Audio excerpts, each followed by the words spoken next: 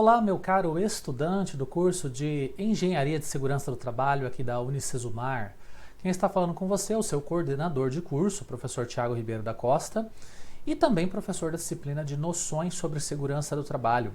Espero que você esteja muito bem, que você tenha tido uma excelente semana até aqui, e hoje nós temos a continuação da nossa disciplina de Noções sobre Segurança do Trabalho, com mais alguns vídeos preparatórios para que nós possamos fazer a nossa interação ao vivo. Isso na sexta-feira, dia 28/8, né? Às quartas-feiras nós trazemos os nossos vídeos gravados e nas sextas-feiras nós fazemos a nossa interação ao vivo, inclusive com a execução de atividades, para que nós possamos finalizar a nossa disciplina e também, claro, fixar os conteúdos que são explanados. Se vocês estão lembrados, a gente começou a nossa disciplina na semana passada, entre os dias 21 e 23, e justamente na quarta-feira nós apresentamos a base geral das noções sobre segurança do trabalho. Nós apresentamos em princípio o que seria a disciplina. Em um segundo momento nós começamos a discutir acerca do conceito do trabalho, para o qual nós estamos bastante ligados, né? Para o qual nós estamos bastante interrelacionados com a nossa prática de trabalho. E logo na sequência, já no segundo módulo da nossa disciplina, nós trouxemos para vocês algumas informações sobre o próprio histórico da segurança do trabalho. Nós falamos bastante sobre o período da Revolução Industrial, demos uma ideia a você que está nos assistindo sobre o avanço das contendas sociais que geraram a elaboração dos primeiros arcabouços legislativos que protegiam os trabalhadores das suas condições mais hostis ligadas à execução do trabalho, e já no princípio do século XX nós destacamos para vocês o grande papel da Organização Internacional do Trabalho e das suas convenções internacionais do trabalho. Estas convenções que têm o papel de, pelo menos, dirigir quais devem ser as ações dentre os países signatários da OIT. Isso, logicamente, se a realidade discutida por uma convenção couber à realidade daquele país em específico. Inclusive, nós trabalhamos com vocês toda a transformação legislativa que um texto de uma convenção sofre ao se tornar uma lei aqui no Brasil. Nós falamos de todos os trâmites relacionados ao Poder Legislativo, Câmara de Deputados, Senado e a sanção presidencial. Logo na sequência nós falamos também de dois importantíssimos instrumentos ligados à segurança do trabalho, a Lei 6.514 de 1977, e logo na sequência também nós falamos sobre a Portaria 3.214 de 1978, à época do Ministério do Trabalho. Essas duas legislações, respectivamente, trouxeram modificações com relação a alguns dos itens da Lei 5452 de 1943, que é a nossa consolidação das leis do trabalho, e impôs as novas normas regulamentadoras, as 28 normas regulamentadoras, que têm vigência até hoje, claro, sendo elas reformuladas ao longo do tempo. E quando a gente fala sobre vigência, logicamente que nós devemos fazer um parênteses. A norma regulamentadora número 2, de inspeção prévia, todos vocês já sabem, ela se encontra revogada, assim como a norma regulamentadora número 27, que estabelece regras sobre o registro dos técnicos de segurança do trabalho. Ela foi revogada por conta da Lei 7.410 de 1985, que estabelece uma nova forma de registro desses profissionais, não mais ao Ministério do Trabalho, mas sim ao CREA, que é o Conselho Regional de Engenharias e Agronomia. E até hoje é assim. Além disso, além das 28 primeiras normas, também é válido estabelecer que nós temos hoje 37 normas regulamentadoras, duas das quais estão revogadas, a 2 e a 27, e as normas regulamentadoras a partir da número 29 foram criadas de modo mais recente, isso na década de 2000 até os dias atuais. E essas novas normas elas têm o caráter de serem mais específicas com relação às áreas de atuação. As normas antigas, da 1 a 28, eu até coloquei para vocês nas aulas anteriores, que elas se parecem com um verdadeiro livro, onde nós temos como a norma inicial a norma regulamentadora número 1, que estabelece as disposições gerais, e nós temos a norma número 28, que é a norma de fiscalização e penalidades. A norma 29, 30, 31 até a 37 estabelece todo um diálogo e um regramento sobre segurança do trabalho em contextos bem mais específicos que não eram atendidos pelas normas regulamentadoras anteriores. A exemplo das plataformas de petróleo, dos trabalhos em altura, dos trabalhos no setor de saúde, dos trabalhos na agricultura, pecuária, silvicultura, aquicultura e explorações florestais, e também nos frigoríficos e indústrias de abate e processamento de alimentos. Também conversamos logo na sequência sobre algumas características gerais ligadas à segurança do trabalho, além desse escopo legislativo. E nós conversamos com vocês sobre a questão do que é a segurança do trabalho, em termos conceituais.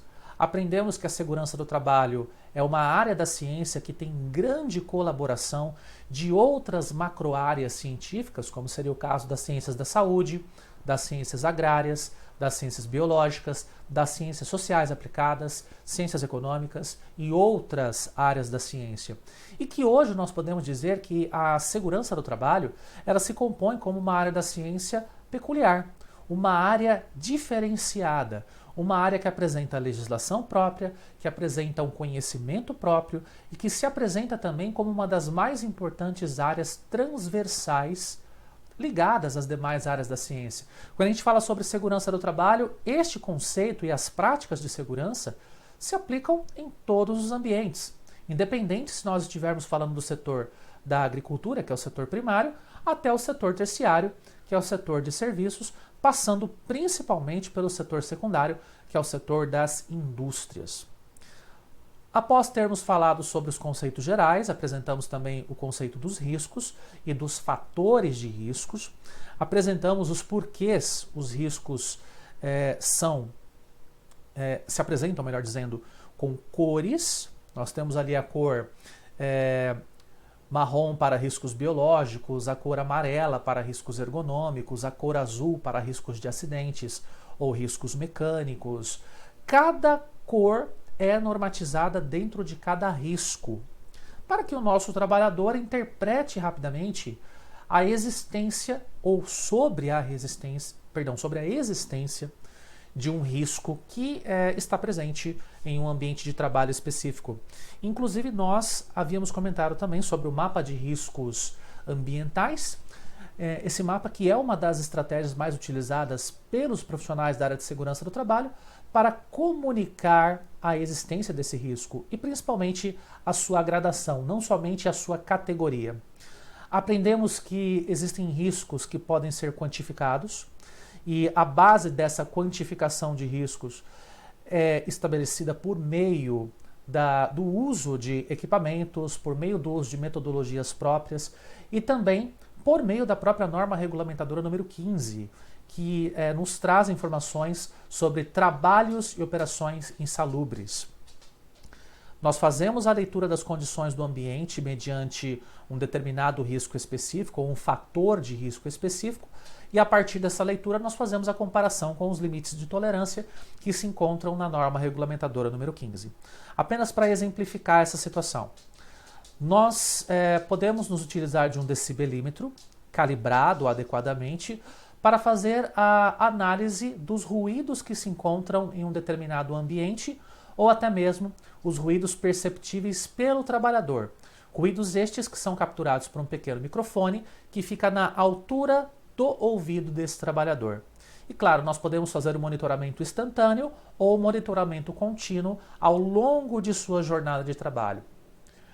Fazemos os nossos cálculos, verificamos qual é o nível de exposição deste trabalhador frente a uma jornada de trabalho com tempo específico e fazemos a comparação com os quadros anexos lá da nossa norma regulamentadora número 15. E se nós chegarmos à conclusão que nós estamos frente a uma situação na qual o nosso trabalhador ele tem uma exposição maior do que o limite tolerado e descrito pela própria norma, então nós temos ali uma situação que precisa ser revista, que precisa ser gerenciada, pois o trabalho momentaneamente é insalubre.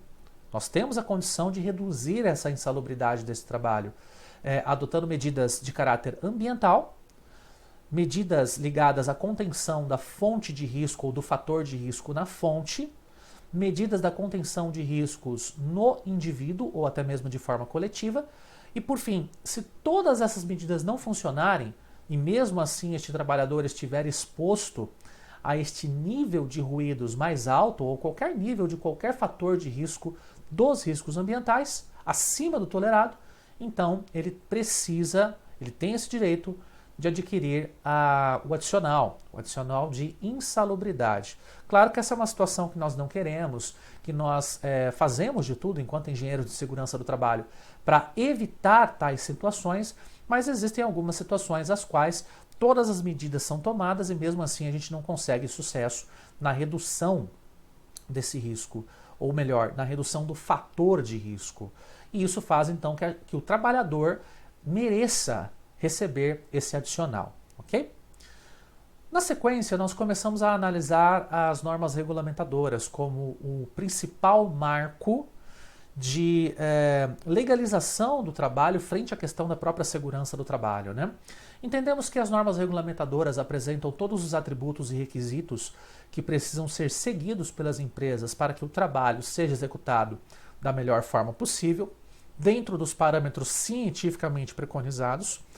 E também compreendemos que o cumprimento dessas normas regulamentadoras, por mais que seja falado que as normas regulamentadoras são voltadas apenas para trabalhadores em regime de CLT, outros regimes também precisam seguir as normas regulamentadoras, tanto por força de legislação específica, como também por força até mesmo do senso comum, até mesmo da ética no trabalho, né?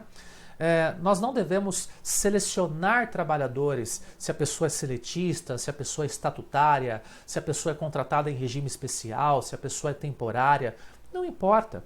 As normas regulamentadoras, elas são mecanismos técnicos e cientificamente criados justamente para promovermos a execução de um trabalho seguro e saudável, para que o nosso trabalhador não esteja exposto demasiadamente aos fatores de risco. Devido a isso, logicamente que nós precisamos fazer com que o disposto nestas normas não seja restrito tão somente a um grupo de trabalhadores que pertencem a uma determinada categoria, a um determinado tipo de trabalhador ou a um determinado regime de contratação. Todos devem obedecer às normas regulamentadoras. O único porém dessa discussão é que se o trabalhador ele não obedece a nenhum regime de contratação, se ele é um trabalhador volante, se ele é um trabalhador informal, aí realmente não há o que se fazer, pois a fiscalização e a seguridade social cobrem somente trabalhos formais. E do ponto de vista da segurança do trabalho, aí nós temos um ponto a ser analisado, né? Um ponto no qual nós temos uma massa de trabalhadores informais que estão fora das estatísticas dos acidentes de trabalho. Inclusive nós falamos o que caracteriza um acidente de trabalho, que é a questão do dano promovido a estruturas, mas também do dano à integridade física e à saúde do trabalhador. Falamos sobre o auxílio previdenciário, que é o 91, o auxílio acidentário, que é o Código 31, falamos das carências, no caso do 31 não existe carência nenhuma do ponto de vista de tempo de contribuição para sermos atendidos por meio do auxílio doença acidentário, né? Então a gente tem muitos trabalhadores que não são protegidos pelas NRs. E é justamente neste ponto que, em termos legais, o nosso governo, a Comissão Tripartite Permanente Paritária, os legisladores, né, os nossos deputados, senadores, eles precisam pensar em alguma coisa, assim como nós da área de engenharia de segurança do trabalho, precisamos pensar em alguma coisa para que estes trabalhadores estejam também seguros. Nós colocamos para vocês de uma forma muito clara nas nossas aulas até agora. Segurança do trabalho não é custo. Toda vez que um empregador desenvolve atividades econômicas, ele deve investir recursos para que a produção se dê a contento. E um trabalhador que opera suas ações, a sua prática laboral, em um ambiente seguro, com máquinas e equipamentos seguros, e ele tem a sua saúde preservada pela empresa, e ao mesmo tempo este próprio trabalhador percebe que a empresa abraça essa causa, com certeza ele vai executar o seu trabalho de uma forma também mais confiante, de uma forma mais tranquila, de modo que isso se retrata em um melhor relacionamento entre o empregado e o empregador. Correto? Então é importante que nós tenhamos isso em mente e nós, num fórum constituído de profissionais da área, possamos refletir sobre esta nova realidade, onde até mesmo os trabalhadores informais eles possam seguir o contido nas NRs, tá? Que são espetaculares. Claro que uma ou outra ainda necessita de complementação, nós falamos isso nas aulas anteriores. Às vezes, uma norma regulamentadora ela traz dispositivos muito interessantes ligados a um determinado contexto. A exemplo da nossa norma número 23, de proteção contra incêndios e explosões. Esta norma nos traz várias diretrizes, porém, diretrizes que precisam ser complementadas por métodos mais específicos e processos mais específicos que são encontrados em normativas. Mas, no geral, as normas nos trazem um grande contexto de proteção, o qual nós devemos seguir, tá bom? Nós começamos a visualizar estas normas, eu fiz um repasse nas 4 primeiras normas, e o último tema que nós discutimos foi o SESMIT, Serviços Especializados em Engenharia de Segurança e Medicina do Trabalho. Nós expusemos a vocês qual é a importância do SESMIT, quais as suas atribuições, como ele é formado e qual a importância das empresas manterem o SESMIT ativo e proativo acima de tudo. Agora está na hora de nós desenvolvermos todo um debate, toda uma dialética sobre a CIPA, que é a nossa norma regulamentadora número 5, a nossa comissão interna de prevenção de acidentes, e para isso vocês já estão vendo na tela os nossos slides preparados especialmente para o nosso debate, para o nosso contexto, tá bom? Apesar desse vídeo ser preparado para os nossos estudantes do curso de Engenharia de Segurança do Trabalho da Unicesumar, como esse vídeo é um vídeo aberto, ele está no nosso canal no YouTube, nós temos aí pessoas que podem assistir esse vídeo, sintam-se também abraçadas por esse vídeo, vocês podem, óbvio, continuar conosco, aprender um pouquinho mais sobre o universo da Engenharia de Segurança do Trabalho, e da segurança do trabalho propriamente dita. E se você está gostando do nosso trabalho, claro, você pode se inscrever no nosso canal, você pode curtir o nosso vídeo, pode ativar o sino de notificações, todos estes encontrados na base do nosso vídeo, na página que você está me assistindo, tá bom? Não somos youtubers, mas o reconhecimento de nosso trabalho sempre é muito válido e nós temos como parâmetro de reconhecimento do trabalho o número de inscrições e também o número de curtidas nos nossos vídeos, tá bom? A gente agradece muito se vocês puderem contribuir neste sentido, se realmente vocês gostaram. Vocês estão conosco e gostam dos nossos vídeos, com sinceridade. Se você não gostou, não precisa clicar, não precisa se inscrever, simples assim, tá bom? Vamos continuar então o nosso debate, ou melhor, iniciar, o nosso debate sobre a norma regulamentadora número 5. E aqui vocês estão vendo neste momento as características gerais relacionadas à CIPA. Bom, em um debate inicial, muitas pessoas podem achar que a CIPA ela se iniciou enquanto órgão empresarial com a norma regulamentadora número 5, então necessariamente a criação dela foi em 1978, mas isso não é verdade. Nós já tínhamos algumas questões ligadas a pelo menos o que viria a ser um primórdio da CIPA. Isso desde 1921, com uma das convenções do trabalho ligadas à formação desse corpo profissional dentro das empresas. A premissa da OIT sempre foi considerar a visão do trabalhador no desenvolvimento de práticas e de técnicas que visem mitigar os riscos do ambiente de trabalho. Então, essa questão participativa, desde a criação da OIT, especificamente em 1921, com a liberação da convenção específica sobre esta comissão, é que nós tivemos a participação desses trabalhadores. Nós tivemos aqui no Brasil também a implantação daquilo que seria o texto da OIT sobre CIPA lá na nossa CLT, no nosso Decreto-Lei 5452, que você já conhece muito bem, lá de 1943, governo Getúlio Vargas, mas mais especificamente nos artigos 163 e 164, que trazem essa nova realidade de participação dos trabalhadores nos processos de gestão dos riscos ligados ao trabalho dentro das empresas. E isso que eu coloquei para vocês, pessoal, é muito importante, a gestão dos riscos. Na verdade, os trabalhadores, muitos deles, eles não têm o aprimoramento técnico-científico necessário para compreender profundamente sobre os riscos que o ambiente de trabalho apresenta. O trabalhador, na verdade, sabe que existem riscos, sabe que existem fatores que interferem na segurança da execução do seu serviço. Se nós pensarmos, por exemplo, numa empresa metalúrgica, e nessa empresa metalúrgica nós notamos que quem faz o trabalho com solda, ele não utiliza uma máscara adequada. E isso faz, logicamente, com que a sua visão seja deteriorada ao longo do tempo, assim como podemos ter queimaduras a partir desse processo de solda ou do processo de esmerilharmos alguma peça, enfim. O trabalhador sabe que esse risco existe, mas talvez ele não saiba caracterizá-lo ou não saiba mensurá-lo.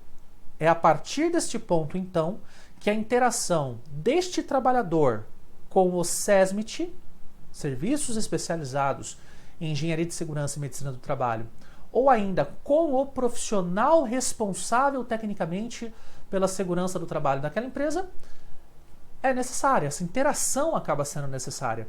Eis então que este trabalhador, na medida em que ele adquire conhecimentos sobre estes fatores de risco, ele pode, junto com os seus pares, formar este grupo proativo capaz de detectar riscos, capaz de evidenciar problemas e, acima de tudo, capaz de evidenciar situações de risco grave e iminente.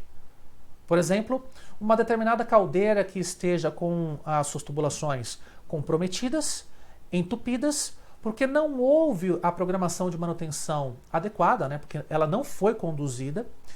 E não sei se vocês conhecem, né? Mas a caldeira ela opera geralmente com um volume de água considerável, e esse volume de água é aquecido, porém essa água precisa ser analisada do ponto de vista de constituintes químicos, porque muitas vezes se nós introduzirmos uma água que tem um conteúdo de mais de 500 partes por milhão de carbonato de cálcio, isso vai fazer com que esse carbonato fique incrustado nos arredores dessa tubulação. E aí a passagem de água vai ser dificultada por essas tubulações. A pressão do sistema aumenta e isso pode comprometer o funcionamento até mesmo da geração de vapor. Com isso, a máquina como um todo, a caldeira como um toda, sofre fadiga, pode sofrer fadiga de material e isso pode promover extravasamentos, pode promover até cenários mais perigosos. Com base nisso, os trabalhadores, ao pressentirem que isso pode acontecer, eles proativamente devem cessar o trabalho naquele setor onde nós temos essa caldeira e comunicar imediatamente ao SESMIT ou ao profissional responsável pela segurança do trabalho ou ainda para o seu próprio empregador, que tomará as medidas cabíveis neste certame. Então, aqui nós estamos falando de um conjunto de trabalhadores proativos. A CIPA implica nisto. Quem participa da CIPA é um trabalhador necessariamente proativo que cobra as melhores condições possíveis para que o seu trabalho seja executado de maneira segura e saudável. Atualmente, a CIPA ela é trabalhada junto à norma regulamentadora número 5, é estabelecida por meio dessa norma regulamentadora número 5, e a composição da CIPA ela é executada, ela é estabelecida de acordo com uma metodologia muito parecida com a composição do SESMIT. Nós levamos em consideração o número de colaboradores que essa empresa tem para que nós possamos inserir o número adequado de cipeiros titulares e cipeiros suplentes que exercerão o seu mandato dentro de um prazo de 1 ano, extensível por mais 1 ano, tá certo? Dando continuidade então na nossa explanação, o objetivo da CIPA é auxiliar na prevenção de acidentes e de doenças decorrentes do trabalho, de modo a tornar compatível permanentemente o trabalho com a preservação da vida e a promoção da saúde do trabalhador. Bom, esse detalhe que vocês estão vendo parece um detalhezinho, digamos, de definição, e realmente é isso mesmo. Esse trecho foi extraído, inclusive, da própria norma regulamentadora. E este objetivo de tornarmos o trabalho permanentemente compatível com a preservação da vida e a promoção da saúde do trabalhador deve ser lido de uma maneira bem técnica por nós, futuros engenheiros de segurança do trabalho ou outros profissionais da área de segurança do trabalho. Tornar permanentemente compatível significa dizer que eu tenho que estudar a execução do trabalho, antecipar os riscos, identificar os riscos, reconhecê-los e controlá-los adequadamente e permanentemente. Então eu preciso fazer adequações no meu ambiente, eu preciso localizar as fontes, eu preciso estabelecer medidas técnicas para fazer com que esse trabalho seja permanentemente de baixíssimo risco, não oferecendo risco à vida ou à perda de vida deste trabalhador. E não somente a perda de vida, logicamente, mas a perda da saúde desse trabalhador. Então, esse tipo de trabalho só é alcançado ou nós conseguimos atingir esse objetivo basicamente por monitoramento constante. Agora, é importante colocar para vocês, pessoal, que monitoramento constante é algo impossível. Pelo menos para nós da área da engenharia de segurança do trabalho e mesmo outros profissionais. No seguinte sentido, ninguém está com os olhos 24 horas em cima do processo. Ninguém. O que nós podemos fazer, na verdade, é juntar olhos de outros personagens. Então, por exemplo, quando a gente fala sobre o engenheiro de segurança do trabalho, vocês viram comigo lá na norma regulamentadora número 4, que se eu tiver uma empresa de grau de risco 3 ou 4, o engenheiro de segurança do trabalho, ele tem uma carga horária máxima na empresa de 6 horas. Aí nós devemos ter a troca do profissional, vem um outro profissional e ocupa as outras 6 horas, de modo que nós tenhamos a presença do profissional mais constante. Não do profissional, mas de um profissional mais constante. Mas a norma regulamentadora número 4, ela não estabelece para nós da maneira como nós temos ali com o técnico de segurança, né?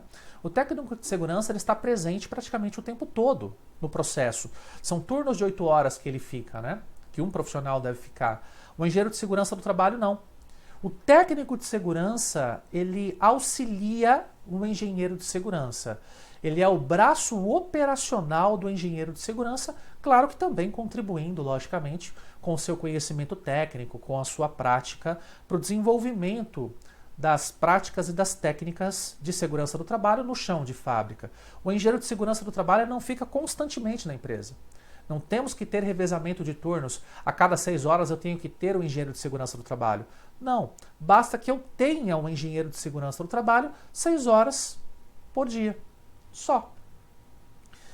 É neste ponto que eu estou querendo chegar. Nós não conseguimos, enquanto engenheiros de segurança, termos um olhar técnico, clínico, constante sobre as empresas, principalmente aquelas que operam em 3 turnos por dia, cobrindo praticamente 24 horas de produção.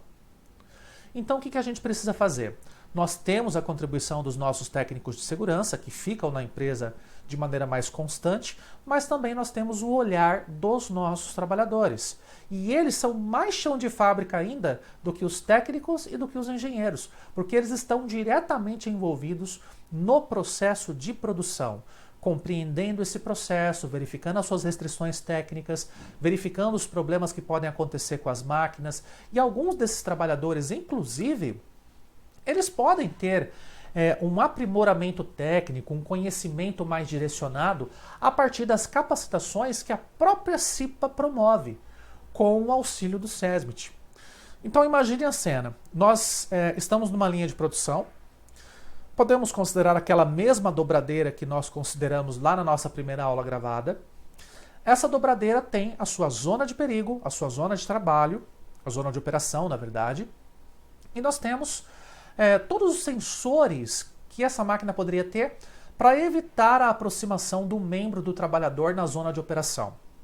Nós temos lá os sensores optoeletrônicos, nós temos relé de segurança, nós temos o intertravamento entre os sensores, nós temos o botão de emergência, todos os dispositivos preconizados pela norma regulamentadora número 12.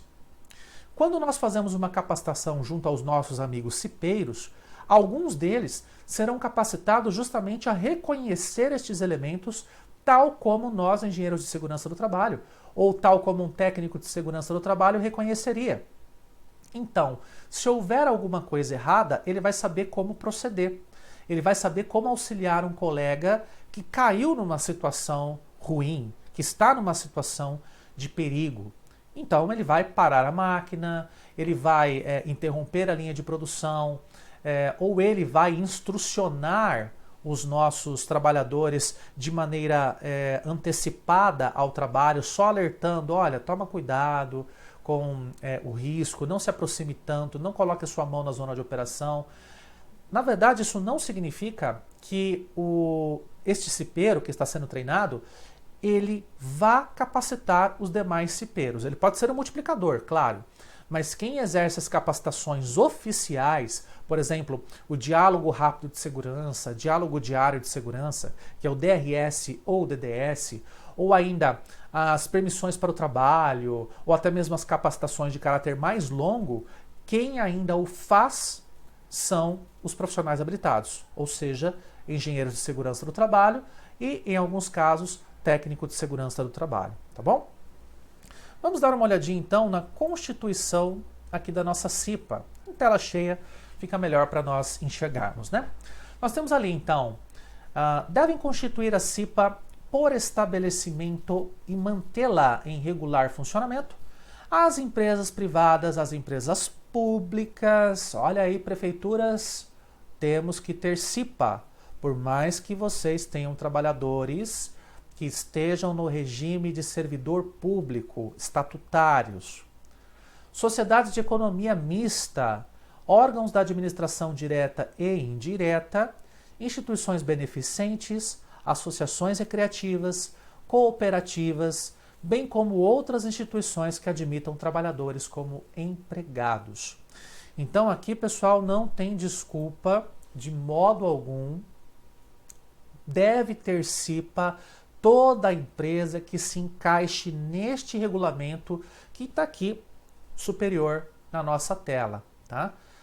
Devemos tomar o máximo cuidado com isso, porque eu já ouvi falar e já visualizei na minha vida profissional casos nos quais prefeituras não tinham CIPA. E olha que uma prefeitura para não ter CIPA é algo assim muito extraordinário, tem que ser de um município muito pequeno com pouquíssimos funcionários, o que não é a realidade. E além disso, estas mesmas prefeituras, se utilizando da mesma desculpa esfarrapada de serem de serviço público, de terem regime de contratação estatutário, que eles não deveriam obedecer o que está nas normas regulamentadoras. Não. Nós mostramos nas aulas anteriores que todos aqueles empresários ou empregadores que admitam empregados devem seguir as normas regulamentadoras a contento, ok? Então, nada de dizer, olha, não vou seguir a norma regulamentadora. Tem que seguir. Senão, nós vamos ter um papo não tão agradável assim com os nossos auditores fiscais do trabalho. Perfeito? Vamos adiante então? Dando continuidade, vamos para a organização da CIPA. A CIPA será composta de representantes do empregador e dos empregados, de acordo com o dimensionamento previsto no quadro número 1 da NR5. E o número de membros será em função do grau de risco e do número de empregados do estabelecimento. Nós já vimos essa situação anteriormente nas nossas aulas, correto? Lembram-se disso? Nós falamos sobre o SESMIT. O SESMIT tem essa conformação. É grau de risco da empresa versus o número de colaboradores que a empresa possui. Vamos dar uma olhadinha então em como isso é feito? Vejam comigo ali no slide, tá? Nós temos então o número de funcionários da empresa, aqui na nossa primeira linha, 0 a 19, 20 a 29, 30 a 50, até 5.001 a 10.000. Depois, para cada fração de 2.500 pessoas. Vamos deixar um pouquinho maior para vocês enxergarem? Vamos colocar, porque fica melhor para ver, né? Então, nós temos aqui os nossos grupos, C1, C1A, C2, C3, C3A. Estes grupos todos, eles são referentes à CNAE também, tá? A CNAE, que é o nosso catálogo nacional de atividades econômicas, né? O nosso conjunto de atividades econômicas reconhecidas pelo Ministério da Economia. Para cada agrupamento, e cada agrupamento tem o seu grau de risco específico, nós temos um número de colaboradores cipeiros efetivos e o número de colaboradores cipeiros suplentes, ok? Se nós considerarmos uma empresa qualquer que se encaixa aqui no grupo C1, e nós dissermos que ela tem 3.250 pessoas, 3.250 colaboradores, para que nós possamos achar o número de colaboradores que participarão da CIPA, devemos observar então dentro do grupo C1, dentro da faixa procurada, 2.501 a 5.000, que engloba os nossos 3.250 do exemplo hipotético, perfeito? Com base nisso então, nós devemos ter 12 colaboradores como cipeiros efetivos e 9 colaboradores como cipeiros suplentes. Bom, o que isso significa então? Significa que os trabalhadores dentro da CIPA, eles podem, de certo modo, estar ausentes temporariamente da sua atividade como cipeiro, ok? Desde que essa ausência não se caracterize como contínua, pois, se houver a caracterização do afastamento contínuo desse trabalhador cipeiro que foi eleito como efetivo, o seu suplente tem que assumir o seu lugar em definitivo, tá? Não dá para esse cipeiro efetivo simplesmente se ausentar da sua função. Aliás, é uma função que tem um ar de honraria dentro da empresa, porque ele vai ser um dos responsáveis, junto com os seus pares, em localizar situações de risco para os demais trabalhadores e fazer com que o trabalho se torne compatível permanentemente com os riscos de trabalho, ok? Vamos adiante então. Aqui nos nossos slides, apenas o destaque que nós damos, se caso nós tivermos 10.001 colaboradores, a gente ainda vai manter a mesma configuração 15-12 que vocês estão vendo aqui. Somente se nós atingirmos 12.500 colaboradores é que a gente aumenta em 2 efetivos e 2 suplentes, tá? Se nós tivermos 15.000 colaboradores, nós vamos aumentar mais 2 aqui, mais 2 aqui. Então, ao invés de ficar 15 e 12, se nós tivermos 15.000 colaboradores, nós teremos 19 e 16. 19 efetivos e 16 suplentes, pois nós temos 2 grupos de 2.500, então nós podemos acrescentar 4 aqui e 4 aqui, tá bom? Pessoal, vocês perceberam comigo no nosso debate, eu falei já uma vez, volto a repetir, que os nossos cipeiros, eles são eleitos, não é? Como conceito da área de noções da segurança do trabalho, vocês vão precisar entender que o processo eleitoral ele ocorre como se fosse um processo eleitoral desses convencionais para eleição de vereador, para eleição de deputado, é muito semelhante.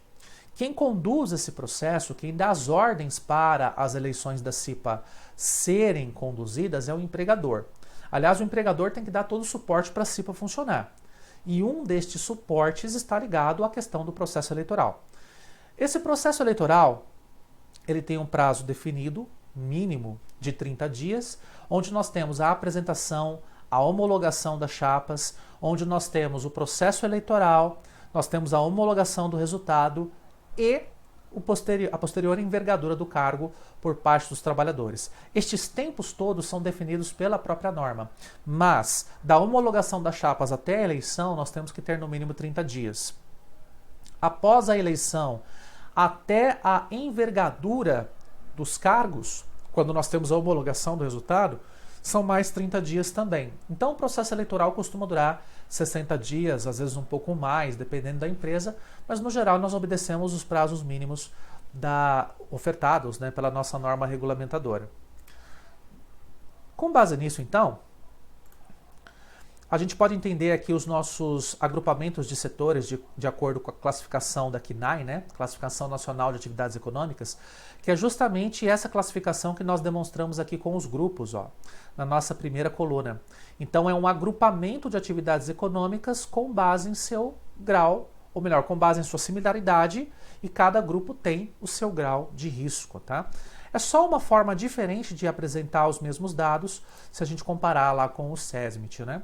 Então nós temos, por exemplo, aqui o setor C1, é o agrupamento das atividades minerais, e cada código que nós temos aqui é um código de atividades ligadas à mineração. Aqui também no C1A. No C2, setor de alimentos. Cada código desse representa um processo específico ligado à produção de alimentos. Assim como nós temos o C3 têxteis, C3A têxteis e assim por diante, assim sucessivamente. Perfeito? Quais são as atribuições da CIPA? Acompanhem comigo na tela. A primeira atribuição: identificar os riscos do processo de trabalho e elaborar o mapa de riscos com a participação do maior número de trabalhadores possível, como assessoria do SESMIT, onde houver. Tá? Por isso que na aula passada, no finzinho da aula passada, na nossa interação ao vivo, eu falei tanto sobre essa questão do SESMIT interagir com a CIPA, do SESMIT interagir com as DRTs, as Delegacias Regionais do Trabalho, os auditores fiscais do trabalho, o empregador. Uma dessas interações é justamente com a CIPA. A CIPA, com o passar do tempo, ela vai tendo a sua própria expertise em ajudar o SESMIT a localizar os fatores de risco. Claro que não a mensurar, mas pelo menos a localizar. E o SESMIT, com base em metodologia própria, que vocês aprenderão na disciplina de gerenciamento de riscos, ele consegue fazer um bom mapa de riscos. Aliás, esse mapa de riscos, para quem já passou pela disciplina de gestão de riscos, sabe que a gente se utiliza de algumas metodologias bem interessantes para criá-lo, né? A gente tem, por exemplo, a análise preliminar de riscos, que nos traz uma espécie de quantificação ligada à frequência e à consequência que cada evento pode trazer para um determinado risco. E com base nessa quantificação é que a gente estabelece se o risco ele é pequeno, círculo pequenininho, se ele é médio ou se ele é grande, né? Outras atribuições, vamos acompanhar nos slides. Elaborar o plano de trabalho que possibilite ação preventiva na solução de problemas de segurança e saúde do trabalho. E aqui, pessoal, é interessante a gente evidenciar que a segurança do trabalho ela se estabelece dentro de planejamentos estratégicos que são ligados ao ciclo PDCA, Plan, Do, Check e Act. E isso tem que estar ligado à política de segurança do trabalho que a própria empresa estabelece.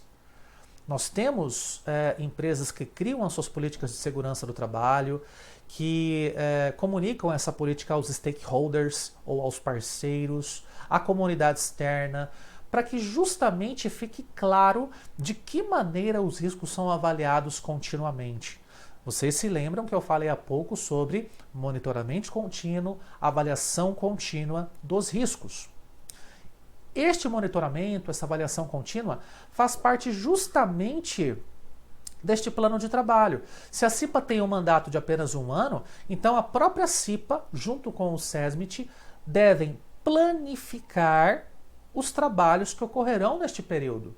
Como que a CIPAT vai ser organizada, que é a Semana Interna de Prevenção de Acidentes do Trabalho, quais são os programas de cursos que serão estabelecidos pela CIPA em parceria com o SESMIT, ou até mesmo com consultorias externas.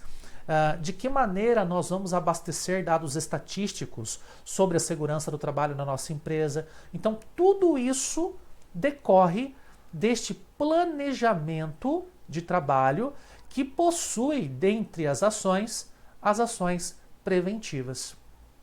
Adiante, nós temos também como atribuições a participação da implementação e do controle de qualidade das medidas de prevenção necessárias, bem como da avaliação das prioridades de ação nos locais de trabalho, a realização periódica de verificações nos ambientes e das condições de trabalho, visando a identificação de situações que venham a trazer riscos para a segurança e saúde dos trabalhadores. Isso a gente já discutiu, só estou fazendo aqui um repasse das atribuições, tá? Realizar a cada reunião a avaliação do cumprimento de metas fixadas em seu plano de trabalho e discutir as situações de risco que forem identificadas. E ainda, divulgar aos trabalhadores informações relativas à segurança e saúde no trabalho. Essa questão da divulgação ela é bem interessante porque ela deve contar muito com a criatividade dos engenheiros de segurança do trabalho.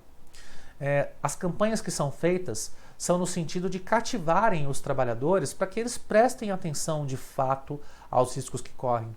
Muitas vezes o trabalhador chão de fábrica ele está tão acostumado com o trabalho dele, e está tão acostumado com o ambiente, que mesmo as sinalizações de segurança não são perceptíveis por ele. Mesmo que elas estejam ali, evidentes, escancaradas, com letras garrafais, se o trabalhador tem a sua visão acostumada ao seu ambiente de trabalho, então o próprio engenheiro de segurança junto com a CIPA, o SESMIT junto com a CIPA, ou o consultor externo junto com a CIPA, é que vai definir quais são as estratégias, quais são as campanhas, de que maneira que nós vamos divulgar, sejam por cartazes, por campanhas educativas, por algum tipo de aviso no sistema de som da empresa. Nós temos várias oportunidades, até mesmo dinâmicas de grupo. Aliás, as dinâmicas de grupo são uma das estratégias mais bem tomadas, mais bem articuladas por parte deste conjunto, né?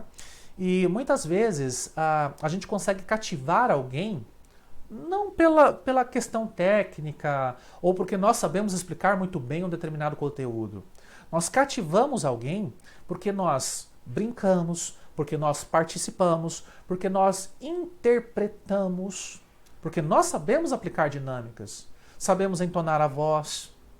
Então, engenheiros de segurança do trabalho e demais profissionais da área, fiquem atentos a isso. Não estou querendo dizer que vocês precisem virar atores, né? Começar a fazer aquela interpretação digna dos nossos melhores atores nacionais ou até mesmo internacionais. Mas que nós devemos fazer as mensagens da segurança do trabalho chegarem justamente no âmago, no íntimo dessas pessoas, no íntimo desses trabalhadores. Se nós fizermos os trabalhadores entenderem com base no que a gente chama de experiência sensorial, eles sentirem um pouquinho de medo, um pouquinho de tristeza, um pouquinho de momento refletivo deles mesmos, né? Ou reflexivo, melhor dizendo, eles com certeza vão guardar essa experiência para sempre. Isso, quem nos conta, são as experiências, as literaturas psicológicas, que dizem que um ser humano adulto só consegue prestar atenção em um debate por 7 minutos de modo contínuo. Daí o preletor, a pessoa que está ali falando, a pessoa que está com a palavra ou que está com o domínio do assunto, ela tem que se virar de algum jeito para chamar a atenção, fazendo gestos, fazendo às vezes interpretações, modificando imagens, ou seja, ele tem que fazer de tudo para que a mensagem saia dele enquanto emissor e chegue ao receptor, que é o nosso trabalhador, de uma maneira muito bem articulada, de uma maneira muito bem assimilável, tá certo? Voltando lá para os nossos slides, além de toda essa divulgação que nós colocamos para vocês, é função também da CIPA participar com o SESMIT onde houver das discussões promovidas pelo empregador para avaliar os impactos das alterações no ambiente e nos processos de trabalho relacionados à segurança e à saúde dos trabalhadores. Essa questão do item G, pessoal, é bem interessante. Eu me lembro muito bem que toda vez que nós instalamos, por exemplo, uma caldeira nova, um forno novo, há necessidade de se fazer todo um projeto de instalação daquela caldeira. E há necessidade de capacitarmos os trabalhadores para a operação deste novo equipamento. Digamos que na nossa planta chão de fábrica, nossa planta industrial, nós temos uma caldeira que já tenha lá os seus 20, 22, 23 anos de uso. Em termos técnicos, essa caldeira já passou por várias inspeções, já passou por testes ligados à questão da sua pressão máxima de trabalho. Então, está tudo ok com relação a essa caldeira. Só que a vida útil dela já está chegando ao fim. E do mesmo modo, se a gente parar para pensar, há necessidade de aprimorarmos a tecnologia e tornarmos o processo mais eficiente. Essa questão da geração de pressão de vapor mais eficiente. Então, é muito comum nos desfazermos dessa caldeira antiga e comprarmos uma caldeira nova, mais tecnológica, embora o princípio de funcionamento de uma caldeira seja muito simples, né? Então, nós adquirimos essa máquina, instalamos, temos todo o projeto de instalação conforme a norma regulamentadora número 13 e, com base nisso, nós capacitamos os nossos trabalhadores. Por isso é que a gente chega aqui no item G se lembrando um pouco deste caso, né? Discussões promovidas pelo empregador para avaliar os impactos de alterações no ambiente e no processo de trabalho. A CIPA tem que participar disso ativamente para que ela seja também uma multiplicadora de conhecimentos. Perfeito? Além disso, é função do SESMIT, da CIPA, né, requerer ao SESMIT, quando houver, ou ao empregador, a paralisação de máquina no setor onde considere haver risco grave iminente à segurança e saúde dos trabalhadores. Isso é fato, né? Nós já discutimos. Mais adiante, colaborar no desenvolvimento e implementação do PCMSO, do PPRA e de outros programas relacionados à segurança e saúde no trabalho. Apenas lembrando a vocês que o PPRA vai ser substituído pelo PGR, que é o nosso Programa de Gerenciamento de Riscos, que ele tem um caráter maior. Ele não trabalha somente com os riscos ambientais, mas também tem a conotação de trabalhar com os demais riscos, com as demais categorias, né? E além disso, divulgar e promover o cumprimento das normas regulamentadoras, bem como cláusulas de acordos e convenções coletivas de trabalho relativas à segurança e saúde do trabalho. Além disso, participar em conjunto com o SESMIT onde houver, ou com o empregador, da análise das causas de doenças e acidentes de trabalho e propor medidas de solução dos problemas identificados, requisitar ao empregador e analisar as informações sobre questões que tenham interferido na segurança e saúde dos trabalhadores, em especial quando nós temos alguns eventos indesejados, né? Algumas situações que fogem do escopo da normalidade. Por exemplo, a questão da própria Covid, né, que nós discutimos na aula passada, ela se encaixa perfeitamente nesta situação de evento indesejado. Então, nós precisamos analisar as informações, principalmente sobre o absenteísmo e as possíveis contaminações de Covid dentro da planta de produção. É função da CIPA fazer isso. Outra questão, requisitar a empresas cópias das CAT, Comunicação de Acidentes de Trabalho emitidas, tudo para que a CIPA possa, em conjunto com o SESMIT, aprimorar as estatísticas de segurança do trabalho dentro da empresa, promover anualmente, a CIPAT, que nós já comentamos. E vejam, esse item O aqui é um item, digamos, que já está fugindo um pouco do contexto da atualidade. É porque quando as normas regulamentadoras foram criadas e implementadas, na década de 1980, a AIDS surgiu como uma doença bastante evidente, né? Então, existem muitas situações das normas regulamentadoras que vocês vão verificar que doenças do passado estão presentes no texto. Não que elas tenham perdido a importância, nada disso, elas ainda se mantêm como doenças importantes, né? Mas elas já são, de certa maneira, estabilizadas, controláveis. Por exemplo, no caso da AIDS, uma pessoa que tem AIDS pode fazer o tratamento adequadamente com o coquetel para que nós não tenhamos a reprodução do vírus, né, o que a gente chama de coquetel retroviral, para que nós não tenhamos o vírus ali em ação no organismo das pessoas. E até nós estamos muito contentes com a evolução da ciência médica e da ciência farmacológica também, uma vez que nós já temos boas notícias sobre possíveis vacinas e curas da AIDS. Assim como nós temos aqui para a Covid, né, que é um dado bem interessante. Então, se vocês enxergarem alguma coisa ali, campanha de prevenção da AIDS, não entendam que é restrito a AIDS. É amplo. Nós podemos estabelecer campanhas de prevenção a doenças para quaisquer doenças, desde as doenças infecto-contagiosas até mesmo as doenças sexualmente transmissíveis. Tá? Então, é prática da CIPA auxiliar nesse processo. Mais adiante, aqui nós temos algumas imagenzinhas bem legais, né? Vamos dar uma olhadinha aqui direto nos slides, já fechando o nosso debate aqui sobre a CIPA, levando-se em consideração que para a nossa área de noções de segurança do trabalho, óbvio que nós temos ali uma situação bem interessante, né, bem evidente de processo eleitoral, né, a importância desse órgão dentro das empresas. Como eu disse, nós temos ali praticamente um processo eleitoral comum, né?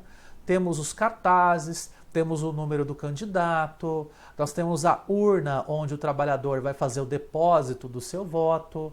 O processo eleitoral, como eu disse, ele começa 30 dias antes do ato da votação, com a homologação das chapas.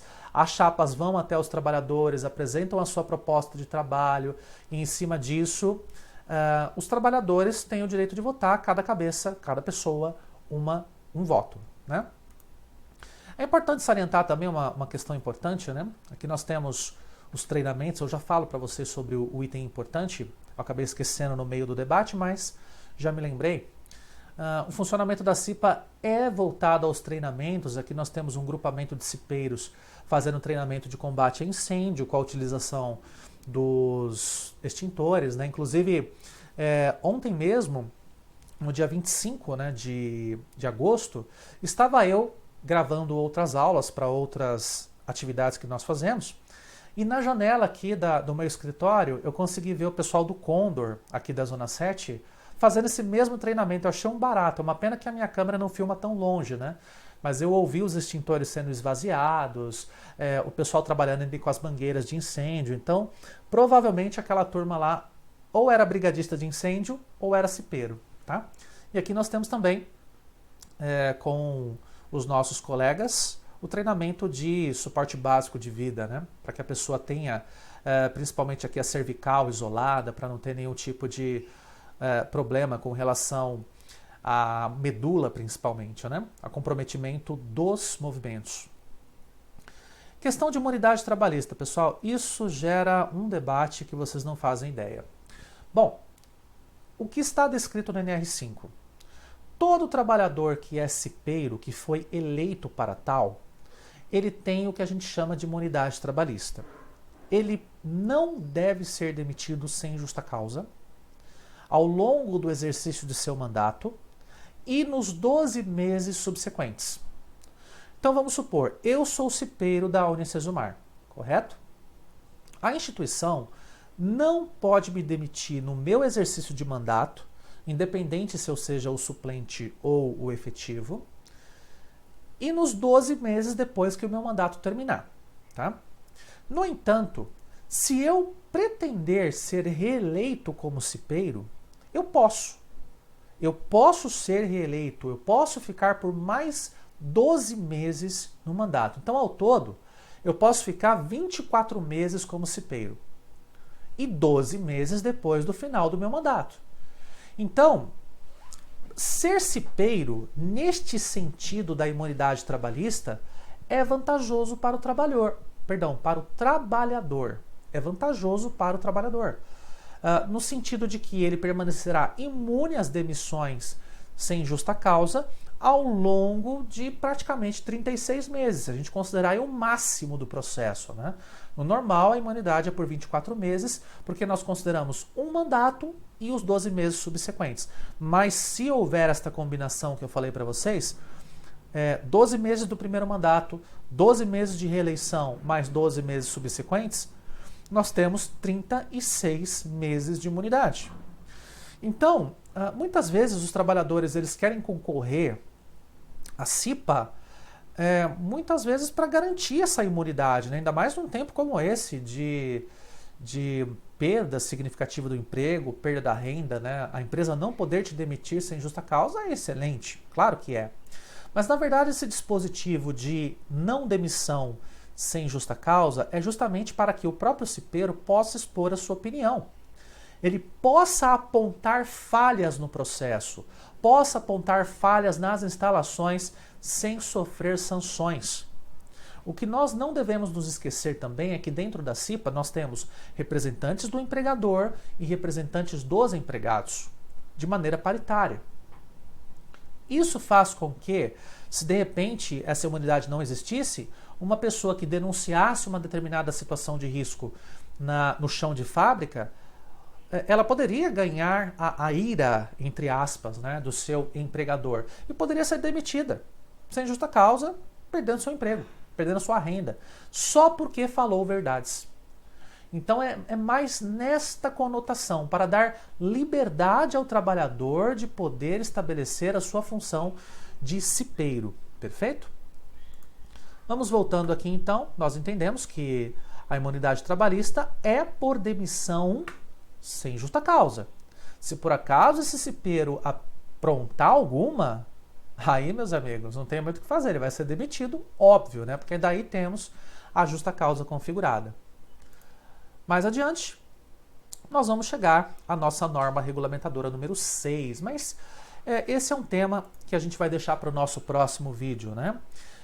Então, neste vídeo nós compreendemos muito mais o papel da CIPA, compreendemos que a CIPA é um dos principais elementos dentro das empresas que garantem o cumprimento das normas de segurança do trabalho, mas acima de tudo que nos ajuda também a fazer com que a segurança do trabalho seja pluriativa em termos de atores que participam do processo. Espero que você tenha gostado desse vídeo. Vamos fazer uma pequena pausa, tem mais vídeos para a aula de hoje. E o próximo vídeo, você que está me assistindo, vai poder acessar aqui, ó, vai aparecer um card bem aqui em cima da tela para você poder acessar a nossa segunda parte dos vídeos de hoje, tá bom? Um forte abraço, muito obrigado por sua audiência, espero que tenha gostado e até daqui a pouquinho. Tchau, tchau!